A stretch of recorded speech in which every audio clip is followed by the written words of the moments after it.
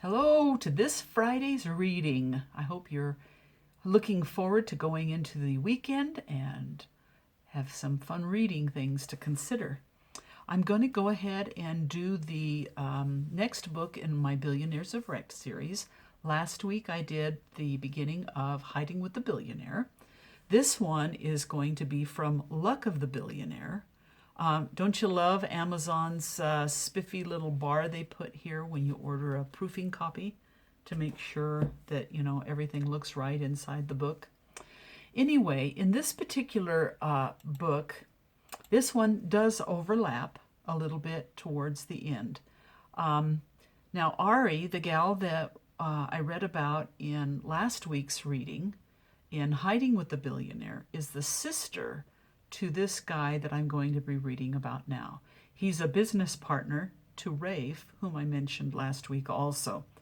So this is chapter 1 of Luck of the Billionaire, or part of chapter 1.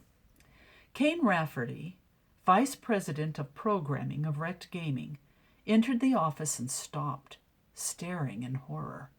Cass, the very pregnant assistant to one of his business partners, sat clutching her huge belly, her face contorted. He did a quick scan of the room but saw no one. His pulse raced even faster. "You're not having your baby now, are you?" he asked, moving to the phone on her desk. She winced but shook her head. The mound under her hands contorted, making him feel a little queasy. And then it stopped, and she let out a breath.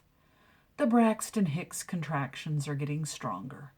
You won't have to deliver the baby today, Kayn." Cass shot him a mischievous grin, waiting for him to respond to one of the ways people slaughtered the pronunciation of his name. Obviously, she was fine if she was up to teasing him. He played along like he always did. "You know it's pronounced like Cain and not like a hot pepper. Pretty soon you're going to have the staff really calling me Kayn." Cain huffed out a breath, only partly disgusted. If you knew how many of the new people here call me that, you wouldn't feed it. It's not my fault my mother liked unusual name spellings. It's not even Korean. No, it's just like my sister He cut off what he'd been about to say, and Cass shot him a considering look. It wasn't the first time he'd almost blown his sister's cover.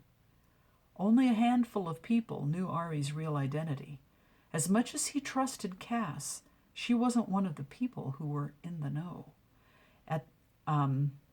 At the demand of their head of security, who was handling his sister's protection. Cain shrugged. "There was a girl I went to school with whose name was spelled with so many vowels no one knew how to pronounce it until she told them.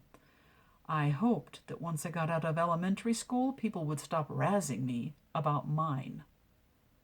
"Oh, but it's the look on your face every time I call you Kayn that makes it worth it," Cass said as she stood, arching her back.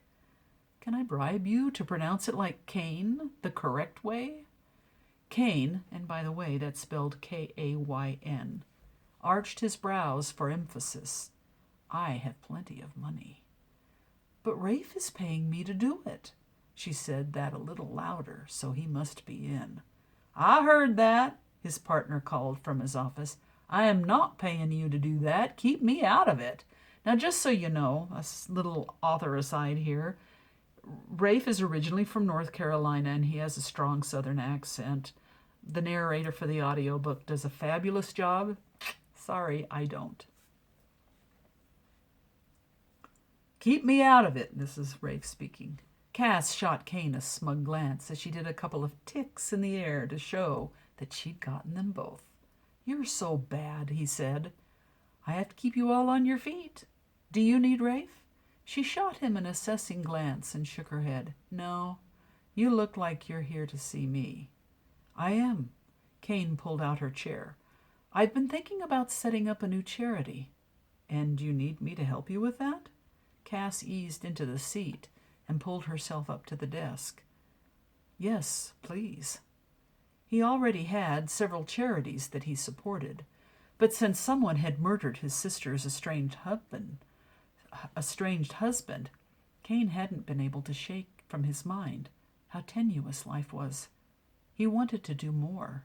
to make a difference, and he had the money to do it. When the four Beta Boys, as they'd originally called themselves, had sold their first game and become billionaires, Kayn hadn't anticipated the need to figure out what to do with his money. Having grown up a poor, mixed-race kid who'd had to work to help pay the family's bills, he found he had an aversion to throwing money around, like the rich jerks who'd tormented him in school. Charities had been a way to give back, and that had been enough, until now. "What do you have in mind?" Cass asked, her hands poised above the keyboard.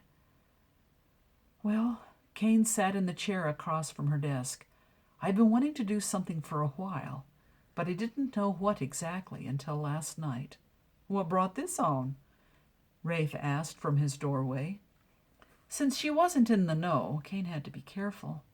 With his sister using a different last name and training as Cass's temporary replacement, he couldn't tell her his most powerful motivation of all, the murder of his brother-in-law.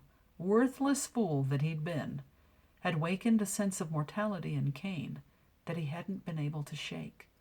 He might have grown up in poor Phoenix neighborhoods, but they hadn't been ghetto poor. There'd been kids in school that had had that hopeless mentality, but Kayn had never known anyone personally who'd been murdered before. And that's where we will end the story. I hope you have a wonderful weekend. Thanks.